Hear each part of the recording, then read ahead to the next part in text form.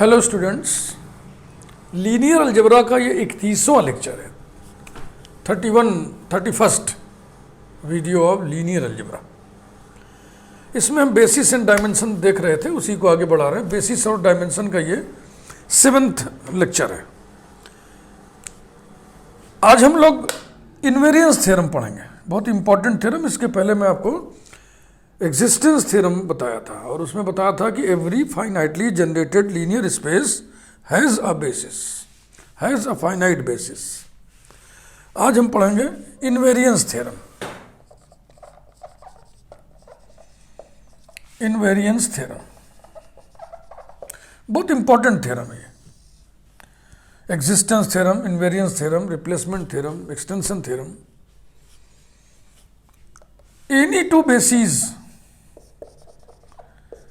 any two bases of a finite dimensional linear space have same number of vectors या number of elements लिख दिए। Basis में जितने elements होते हैं उसी को हम डायमेंशन ऑफ लीनियर स्पेस कहते हैं। तो अर्थ क्या निकला? A finite dimensional linear space has unique dimension. That is,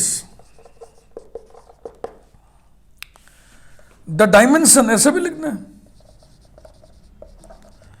the dimension of a finite dimensional linear space is unique. ऐसा नहीं होगा कि किसी बेसिस में मान लो 5 एलिमेंट्स है, किसी बेसिस में 7 एलिमेंट्स है। ऐसा नहीं है। बेसिस कई हो सकते हैं, लेकिन हर बेसिस में नंबर ऑफ एलिमेंट्स इक्वल होंगे।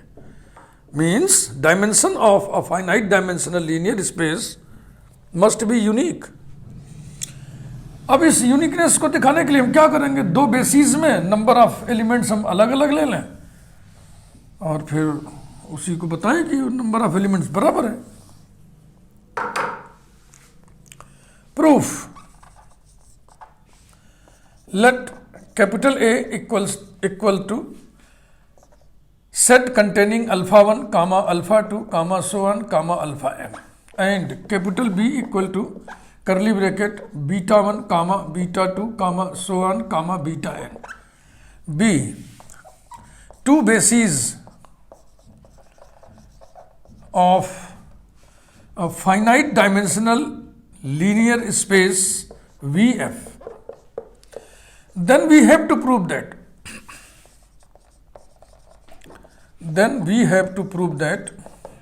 M equal to n. तो ये पृष्ठभूमि, ये प्रस्तावना आपको क्लियर कर दिया होगा कि आखिर में आपको क्या प्रूव करना है। Finite dimensional linear space V के 2 बेसिस हमने ले लिए। एक में नंबर ऑफ एलिमेंट्स m है, एक में नंबर ऑफ एलिमेंट्स n है। तो आप प्रूव कर दो कि m is equal to n। बस यही है। अब स्टार्ट देखिए कैसे। स्टार्ट हम स्टेप वाइज करेंगे ताकि बहुत ही ऐसे टाइप ना हो जाए। Number 1, v equal to l of a comma beta 1 belongs to V। ये हमने सेंटेंसेस लिखे दोनों सही है ना। चूंकि A V का बेसिस है, इसलिए L ऑफ A V के बराबर होगा। चूंकि B V का बेसिस है, इसलिए इसके सारे एलिमेंट्स V में होंगे। ये आपको मालूम है ना, जो बेसिस होता है वो लीनियर स्पेस का सबसेट होता है। यानी बेसिस की सारी संपदा कहां से आती है? लीनियर स्पेस से। तो अब देखो इसका मतलब क्या हुआ? Beta 1 is linear combination of elements of A. Beta 1 is linear combination of alpha 1 comma alpha 2 comma so on comma alpha m। और अब जो हम रिजल्ट लिखने जा रहे हैं वो मैं जब linearly dependent, linearly independent sets of vectors पढ़ा रहा था आपको, आप वीडियो पलट के देख लीजिएगा अगर ना समझ में आए तो। वहाँ आपको हम बताए थे कि यदि ये वेक्टर इन वेक्टर्स का LC है तो इसको और इसको और इसको और इसको सबको मिला के जो सेट बनाएंगे वो LD होगा। यानी beta 1 comma alpha 1 comma alpha 2 comma so on comma alpha m is LD। थोड़ी सी योजना आपको हम बता दें, प्लानिंग हमारी क्या है।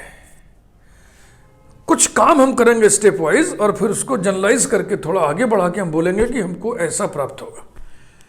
और हम ये दावा करते हैं कि m n से छोटा नहीं है, m is not less than n। फिर एक बार हम दिखाएंगे कि n is not less than m, तो m n से छोटा नहीं है, n m से छोटा नहीं है, इसका मतलब दोनों इक्वल है। और रास्ते में हम कहीं कंट्राडिक्शन भी दिखाएंगे, तो कंट्राडिक्शन दिखाने के लिए हमको सेटिंग करनी पड़ती है। प्रूव करने के लिए तो भाई सब हर पार्ट पर सत्य होना चाहिए, लेकिन अगर निगेट करना है, कंट्राडिक्ट करना है, तो हमको किसी तरीके से बात को काट देनी है। ऐसी व्यवस्था बनाइए कि बतिया बात कट जाए। So this is specially designed L D set to get a contradiction. जैसे हम कह सकते हैं ना, बीटा वन को हम क्यों पहले ही क्रम पे रखें। बीटा वन को हम अल्फा वन के बाद दूसरे क्रम पे रख सकते थे, अल्फा वन अल्फा टू लिख के फिर बीटा वन तीसरे क्रम पे लिख सकते थे, या लास्ट बट वन क्रम पे लिख सकते थे, या बिल्कुल किनारे लिख सकते थे। So this is specially designed L D set. ये स्पेशली डिजाइंड इसका ऑर्डर है टू गेट ए कंट्राडिक्शन। अब एक थ्योरम आप पढ़े थे जो मैंने कहा था कि फर्दर थियरी डेवलपमेंट में इसका बड़ा योगदान है। Alpha one alpha two so on alpha k is L D if and only if alpha n by there exists a vector in this set से अल्फा के। ये अल्फा के कौन होगा? या तो अल्फा टू होगा, या तो अल्फा थ्री होगा, और या तो अल्फा एन होगा। माने two less than or equal to k less than or equal to n such that alpha k is linear combination of its preceding vectors. Its preceding vectors. ये theorem आप पढ़ चुके हैं। इसको पढ़ाते समय मैंने कहा था कि ये बहुत ही इंपॉर्टेंट थ्योरम है in the sense that it will be used in further theory development. तो देखो वहाँ यही यूज्ड हो रहा है कि अगर ये सेट एल डी है तो इसमें एक वेक्टर ऐसा एग्जिस्ट करेगा जो दूसरा वाला होगा। जैसे पहला वाला कैसे होगा भाई? पहले वाले प्रीसीडिंग में कुछ ही नहीं है, तो या तो दूसरा वाला होगा, या तो तीसरा वाला होगा, या तो आखिरी वाला होगा। This implies that there exists alpha k, और अल्फा के पहला वेक्टर नहीं होगा। इसका मतलब यहां पे एक कंडीशन हम लगा दें, एक चेक लगा दें, alpha k not equal to beta one such that alpha k is linear combination of its preceding vectors. Its preceding vectors. इसके प्रीसीडिंग वेक्टर्स कौन कौन होंगे? इसके अब अल्फा के कहाँ लिया हमने? वही इन जनरल लिया ना हमने। तो इसके प्रीसीडिंग वेक्टर्स हो जाएंगे पहला beta one comma alpha one comma alpha two comma so on comma alpha k minus one, क्योंकि इसी के तुरंत बाद अल्फा के लिखते हैं आप, फिर अल्फा के प्लस वन लिखते हैं। तो alpha k is linear combination of its preceding vectors, ये लिखा आपने ऐसा।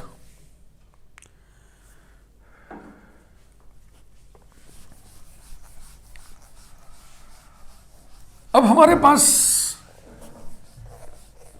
क्या क्या है उसका हम विश्लेषण करेंगे। 10 वी है,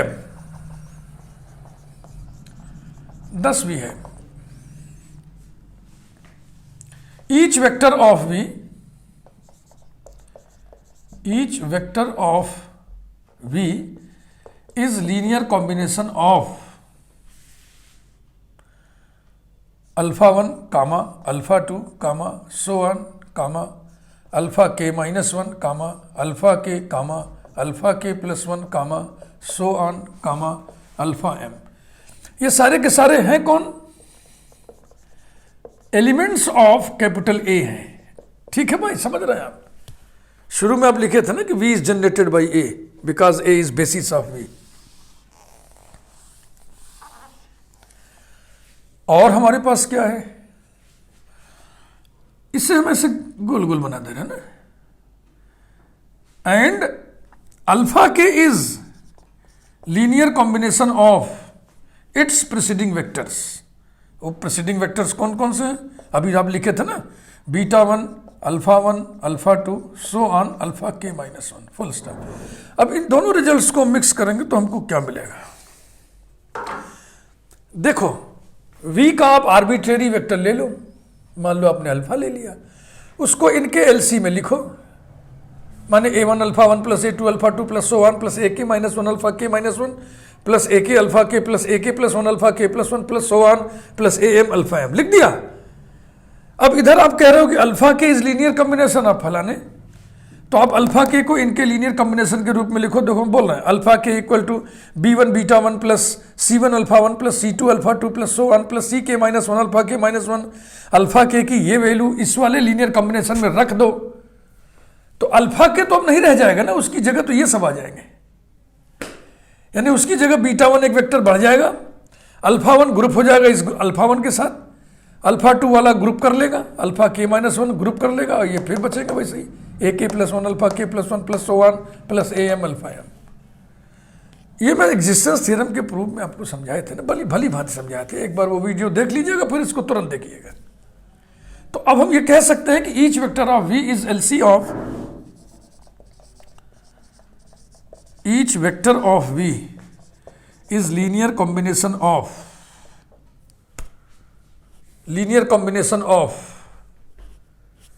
ये सारा, ये नहीं रहेगा, इसके माध्यम से ये सब आ जाएंगे, और ये सब में नया ये है, तो मैं लिख रहा हूं beta 1 comma alpha 1 comma alpha 2 comma so 1 comma alpha k minus 1 comma alpha k plus 1, ठीक, अल्फा k प्लस 1। मैं यहाँ इस तरह का चिन्ह बना दे रहा हूँ, साइन बना दे रहा हूँ, ये समझने के लिए कि आप पढ़ते समय, जब आप वीडियो नहीं देख रहे हैं खुद पढ़ रहे हैं, तो ये एक सिंबल बना दे रहा है कि मतलब इसके बीच का एलिमेंट गायब है, वो नहीं रहेगा। वो झटके में आप लिख मत दीजिएगा, सोचिए कि पढ़ाने वाले टीचर से गलती हो गई, वो भूल गए, चलो हम ही लिख दें। मन हो तो ऐसा चिन्ह बनाओ, ना मन हो तो मत बनाओ। हाँ आगे बढ़ो, comma so on comma alpha N.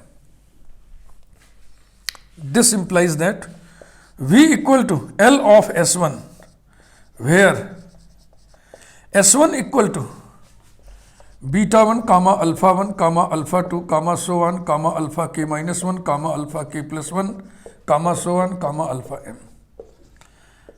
ये यहां तक हम आ गए। V equal to L of S1,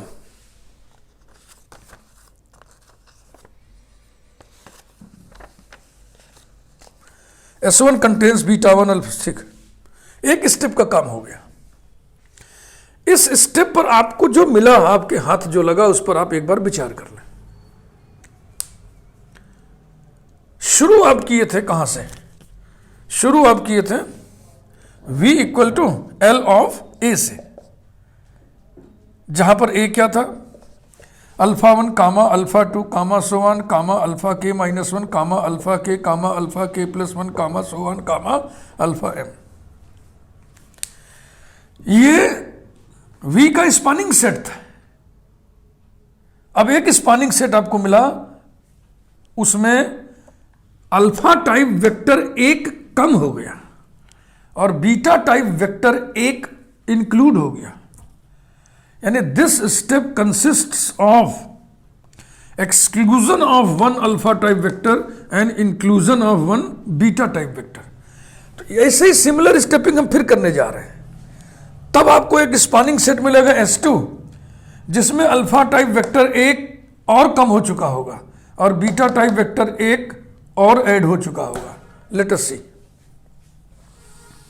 बहुत मजेदार प्रूफ है, बहुत ध्यान से सुनिएगा। एक बार में अगर थोड़ा कम समझ में आए तो 2 बार वीडियो देखिए, 3 बार वीडियो देखिए। इंप्लाइज दैट, या इसको ऐसे लिखा जाए, number 2, V equal to L of S1 comma beta 2 belongs to V। जैसे आपने लिखा था बीटा 1 बिलोंग्स टू V, कारण बताया था क्यों, वैसे बीटा 2 बिलोंग्स टू। ये कह रहा है कि V का हर वेक्टर S1 के एलिमेंट्स का LC है और V का वेक्टर बीटा 2 भी है। इसका मतलब बीटा 2 S1 के एलिमेंट्स का LC है।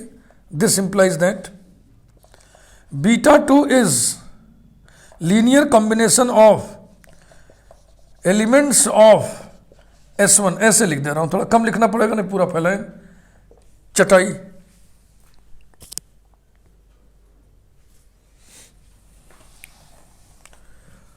अब S1 के एलिमेंट्स में अगर हम β2 मिला दें तो जो सेट बनेगा वो कैसा सेट बनेगा?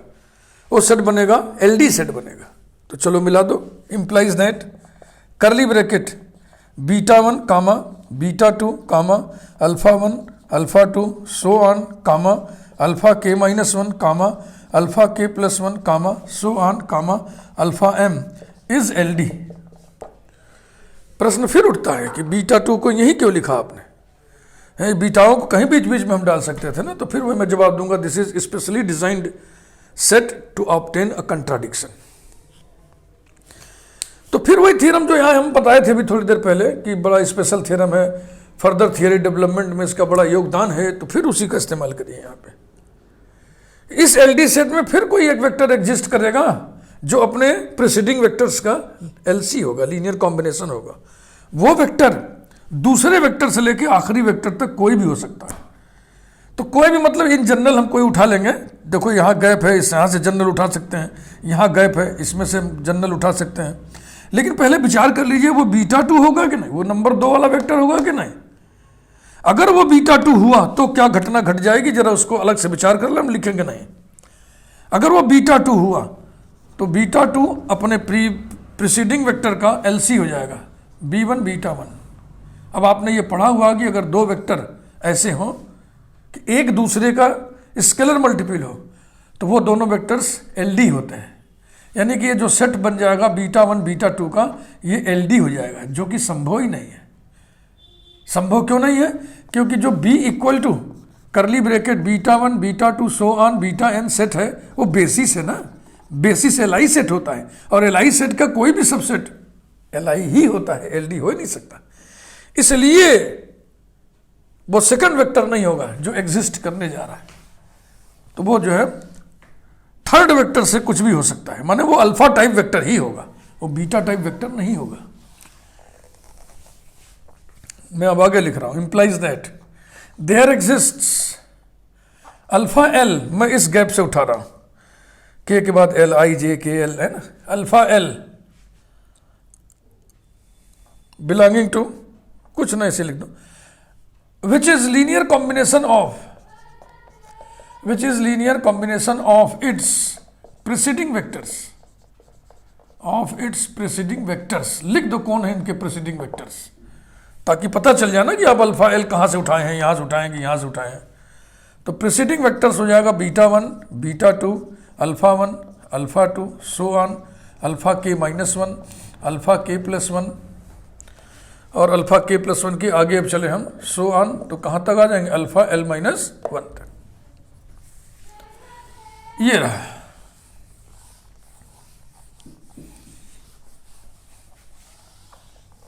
दस भी है।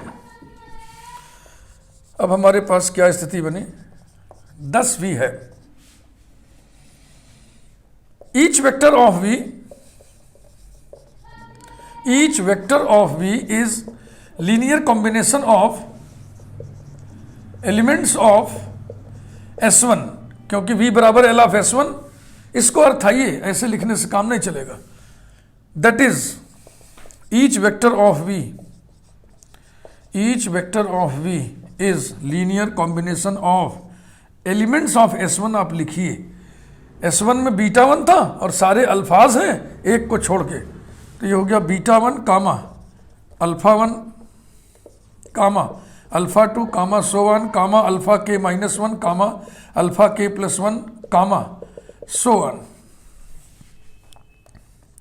कामा alpha l minus 1 comma alpha l comma alpha l plus 1 comma so on comma alpha m। तो S1 के सारे एलिमेंट्स लिखने के क्रम में हमने अल्फा एल का लोकेशन भी बता दिया, लोकेट भी कर दिया, इसको गोल कर लो, ऐसे गोलिया लो। अल्फा एल को हमने लोकेट कर दिया कि हमने किस गैप से लिया है। तो एक रिजल्ट तो ये आपके पास है, फिर जैसे मैं लिख रहा हूं वैसे लिखिए, समझिए। एंड दूसरा ये लिखा हुआ है, alpha l is linear combination of beta 1 comma beta 2 comma alpha 1 alpha 2 comma so on comma alpha k minus 1 comma alpha k plus 1 comma so on comma alpha l minus 1। अब ये दोनों result मिलकर के आपको क्या बताएंगे? 10वीं है के बाद पहले वाला मैं मिटा दे रहा हूं और अब मैं ऊपर लिख रहा हूं यहां पे।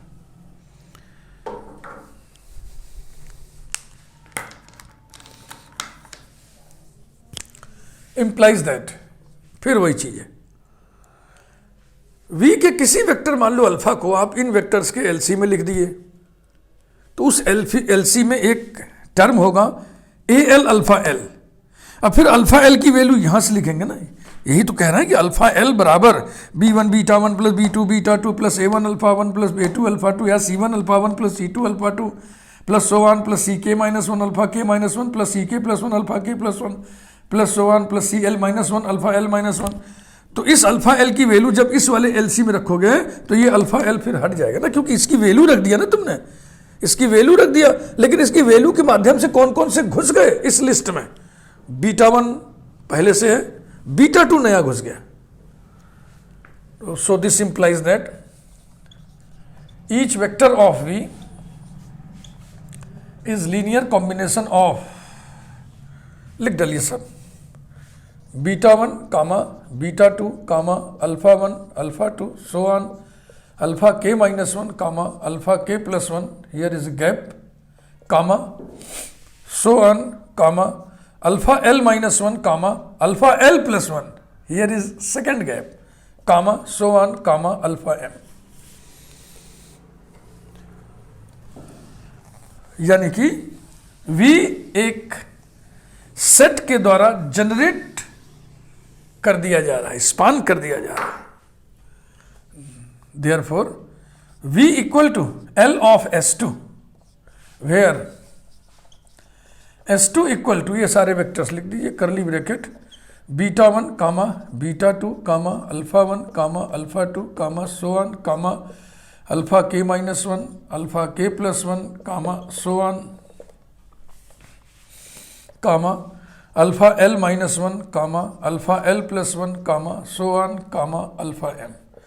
तो लिखने में काफ़ी दूरी लग रही है, लेंथ ज़्यादा लग रही है, लेकिन देखिए इसकी हकीकत क्या है। 2 स्टेप हो गए, 2 स्टेप का काम हमने कर लिया और इस सेकंड स्टेप के कंप्लीशन पर हमारे पास क्या है, हमें v का एक ऐसा जनरेटिंग सेट मिल गया जिसमें एक अल्फा टाइप वेक्टर और कम हो गया और एक बीटा टाइप वेक्टर और जुड़ गया। So this step is consists of again exclusion of 1 alpha type vector and again inclusion of 1 beta type vector. तो अब इस क्रम को जारी रखिए। तो आइए एक फाइनाइट नंबर ऑफ टाइम्स, जैसे हम अब यहीं पर अब दावा करेंगे हम ना,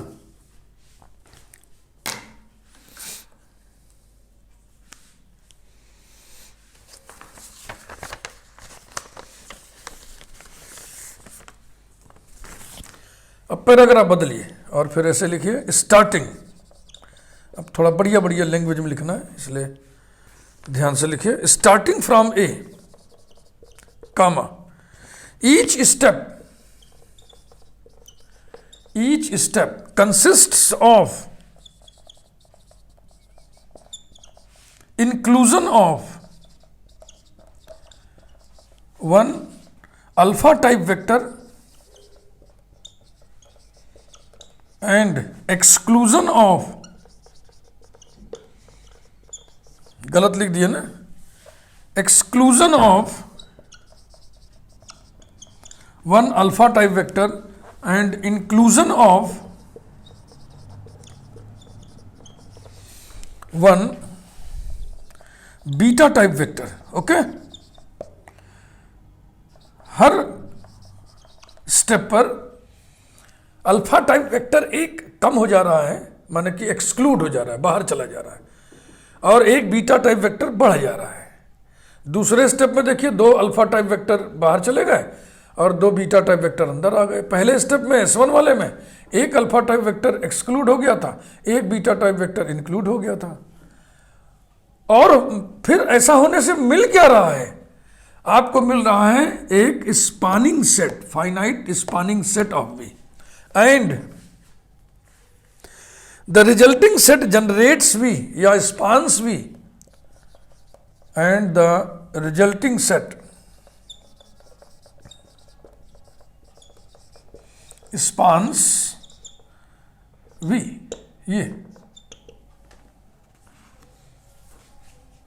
अब हम दावा करते हैं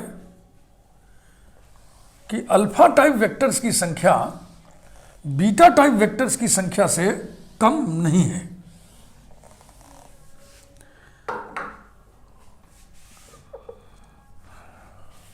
वी क्लेम दैट, हम दावा करते हैं कि number of alpha type vectors is not less than beta type vectors, not less than number of beta type vectors, beta type vectors. अर्थात दूसरे शब्दों में हम क्या दावा कर रहे हैं कि m is not less than n, ये हम दावा कर रहे हैं। That is m is not less than n। अब ये चीज आपको खूब बढ़िया से समझना है। एक सेट हमने लिया था A बेसिस, जिसमें m अल्फा टाइप वेक्टर्स थे, और एक बेसिस लिया था B जिसमें n बीटा टाइप वेक्टर्स थे। समझ रहे भाई? अगर हम मान लें कि अल्फाज की संख्या बीटास की संख्या से कम है, यानी अल्फा टाइप वेक्टर्स की संख्या कम है और बीटा टाइप वेक्टर्स की संख्या ज्यादा है, तो सोचिए क्या होगा। हर स्टेप में एक अल्फा टाइप वेक्टर कम हो जा रहा है, एक बीटा टाइप वेक्टर बढ़ जा रहा है, और जो सेट मिल रहा है वो वी को जनरेट करने वाला, स्पान करने वाला होगा। तो सोचिए अगर अल्फाओं की संख्या कम है, यानी अगर m n से छोटा है, तो mth स्टेप पर जैसे फर्स्ट स्टेप में एक अल्फा टाइप वेक्टर कम हुआ था, सेकंड स्टेप में दो अल्फा टाइप वेक्टर्स कम हो गए थे, तो mth स्टेप पर अल्फा टाइप वेक्टर सारे खत्म हो चुके होंगे, लेकिन सारे बीटा टाइप वेक्टर घुसे नहीं होंगे। जैसे मान लो इसमें 5 एलिमेंट है और इसमें जो है 8 एलिमेंट है, तो पांचवें स्टेप पर क्या मिलेगा आपको? पांचवें स्टेप में एक ऐसा स्पानिंग सेट मिलेगा जिसमें अल्फा टाइप वेक्टर सारे खत्म हो चुके होंगे, और बीटा टाइप वेक्टर कितने आए होंगे? 5 ही तो आए होंगे ना। कुछ बीटा टाइप वेक्टर बाहर रह गए होंगे। सुन रहे हैं ना मेरी बात को? इसको गठिया के रखिए, अभी हम बात करते हैं।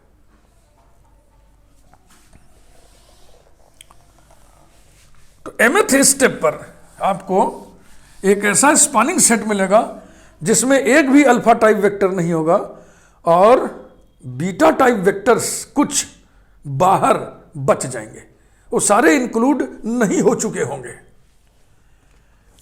अब इसी का उल्टा देखें, for comma if m is less than n, m is less than n, then at mth step we shall get a spanning set या generating set, a spanning set sm, पहले s1 कहा, फिर s2 कहा, फिर mth step पर sm कहिए, which will contain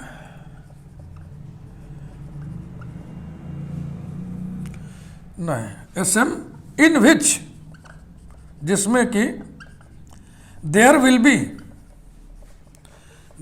be no alpha type vectors,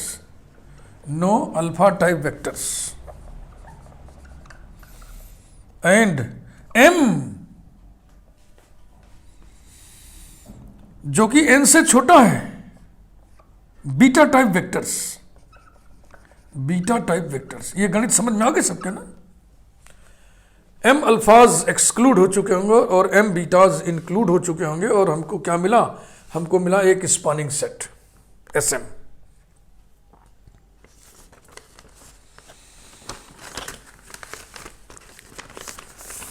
This would mean that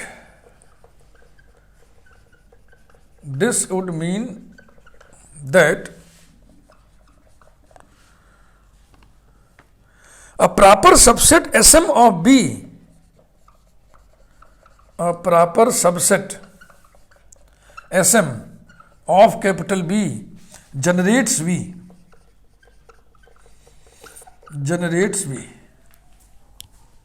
यानी कि each vector of V is linear combination of elements of Sm, और Sm में समय कौन है? M बीटा टाइप वेक्टर्स है। M चूंकि n से छोटा लेके यहां चल रहे हैं हम, तो सारे बीटा टाइप वेक्टर्स इसमें नहीं है।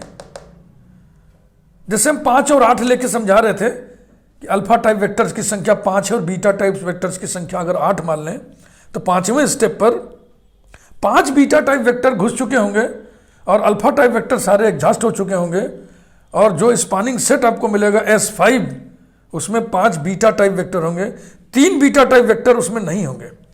वो 3 बीटा टाइप वेक्टर कहाँ के हैं? बी के हैं। बी की सारी संपदा कहाँ से आई है? वी से आई है।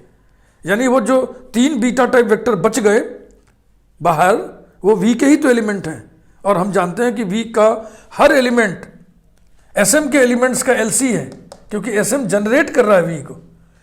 तो जो बीटा के एलिमेंट्स Sm में नहीं गए हैं, वो भी तो Sm के एलिमेंट्स के LC के रूप में लिखे जाएंगे। यानी कि कुछ बीटा टाइप वेक्टर भी M बीटा टाइप वेक्टर्स के LC में लिख दिया जाएगा। तो मान लो बीटा 8 नहीं घुसा है अंदर, तो beta 8 beta 1, beta 2, beta 3, beta 4, beta 5 के लीनियर कॉम्बिनेशन के रूप में लिख दिया जाएगा। अब बीटा 8 को beta 1, beta 2, beta 3, beta 4, beta 5 के सेट में मिलाकर के जो सेट बनाओगे, दैट विल बी LD, जो कि संभव नहीं है, क्योंकि बी का कोई भी प्रॉपर सबसेट LD नहीं होगा। तो यही चीज मैं लिखने जा रहा हूं। इसको बढ़िया देखो लिख दो, ऐसे मिटा के बढ़िया लिखे। ये लैंग्वेज ज़्यादा लिखना है, इसकी खूब प्रैक्टिस आपकी रहेगी तो एग्जाम में बढ़िया से लिख पाएंगे, नहीं तो फिर इधर उधर बतियाएंगे गड़बड़ झाला की तरह। समझा दिया आपको मैंने, बस अब इसी को बढ़िया से लिख दिया जाए। Now an element of B, हाँ अगर कोई सेंटेंस नहीं समझ में आया तो कई बार पढ़िए, उसका भावार्थ निकालिए, समझ में आएगा। Now an element of capital B which is not in Sm,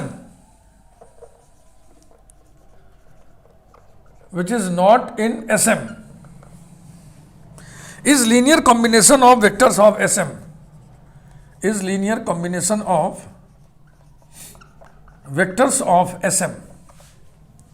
that is linear combination of some members of B, some members, not all, some members of B. This implies that B is LD, comma a contradiction। ये देखो contradiction आपको मिल गया, इसी के लिए बेचैनी थी। a contradiction, इसका मतलब जो हम दावा किए हैं वो सही है। Thus our claim is correct। Claim क्या किए थे? अल्फा टाइप वेक्टर्स की संख्या बीटा टाइप वेक्टर्स की संख्या से छोटी नहीं है। m is not less than n, हमने ये दावा किया था। Thus m cannot be less than n, thus m cannot be less than n। फिर पैराग्राफ बदलिए। Similarly, by changing the roles, भूमिकाएं of the bases A and B, comma, we can prove that। अब ये भूमिकाएं कैसे change करना है आपको? जैसे शुरुआत याद करिए, शुरुआत कैसे किया था आपने? बिल्कुल स्टार्ट आपने किया था V equal to L of A, और B का एक एलिमेंट ले लिया था बीटा 1 बिलोंग्स टू V। अब शुरुआत आप करेंगे V equal to L of B and alpha 1 belongs to V, ऐसे शुरू करेंगे। We can prove that N cannot be less than M। तो इसे अंडरलाइन कर दें, इसे अंडरलाइन कर दें ताकि दोनों चमकते रहें। पार्ट ऑफ सेंटेंस है ये, यस, ठीक है ना। अब दोनों का अर्थ क्या हुआ? एक बार आप कह रहे हो M N से छोटा हो नहीं सकता, एक बार आप कह रहे हो N M से छोटा हो नहीं सकता, तो इसका मतलब क्या हुआ? दोनों बराबर हुए। Finally we conclude that, finally we conclude that M is equal to N। यही प्रूव करना था। टाइम काफी लगता है एक थ्योरम इसको प्रूव करने में। इसका हम एक प्रूफ और पढ़ाना चाहते हैं आपको, उसमें हम मैट्रिसेस का इस्तेमाल करेंगे। इसमें लॉजिक बहुत ज़्यादा लगा हुआ है, उसमें थोड़ा सा कम हो जाएगा लॉजिक, लेकिन लिखना उसमें भी बहुत ज़्यादा पड़ेगा। मैट्रिसेस के माध्यम से हम करेंगे और इसको हम नेक्स्ट वीडियो में करेंगे, क्योंकि अभी दोनों कर देंगे तो वीडियो की साइज बहुत ज़्यादा बढ़ जाएगी, जो मुझे पसंद नहीं। अगर ये वीडियो आपको अच्छा लग रहा है तो लाइक ज़रूर करिए। चैनल यदि आपने अभी तक सब्सक्राइब नहीं किया है तो चैनल को आप सब्सक्राइब जरूर करिए। और इस वीडियो को देखने से पहले इसके पहले वाला वीडियो जरूर देख लीजिएगा, कम से कम। हम तो हमेशा ये कहेंगे सारे वीडियोस क्रम से देखिए, लेकिन मान लीजिए अचानक आपने इस वीडियो को खोला हुआ है तो उसको तुरंत बंद करिए और पहले इसके जस्ट पहले वाला नंबर 30 वाला वीडियो देख लीजिए, एग्जिस्टेंस थ्योरम, और फिर उसके बाद इसको देखिए, और फिर इसके बाद इसका सेकंड प्रूफ हम पढ़ाएंगे जिस वीडियो में। ये 3 वीडियो क्रम से देखिए तो आपको बहुत अच्छा लगेगा और सारी बातें समझ में आ जाएंगी। Thank you very much.